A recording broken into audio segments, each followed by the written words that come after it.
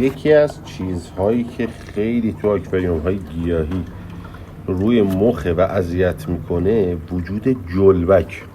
ببین تو آکواریوم‌های گیاهی همه شرایط فراهمه دیگه، نور هست، مواد مغذی هست، بستر هست و این دقیقاً چیزهاییه که جلبک‌ها احتیاج دارن برای رشد و به وجود اومدن. حالا ما اگه نتونیم شرایط رو کنترل کنیم، نور زیاد روشن باشه یا مواد غذایی زیاد بشه، آمونیاک آب زیاد بشه و درست سیفون نزنیم، این آکواریوم ما مستعد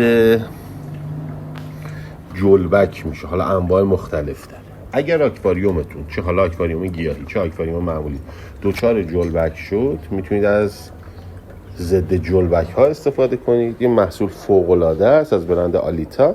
جلبک ها رو ظرف 3 روز از بین میبره. این محصول رو هم میتونید روی سایت ما ثبت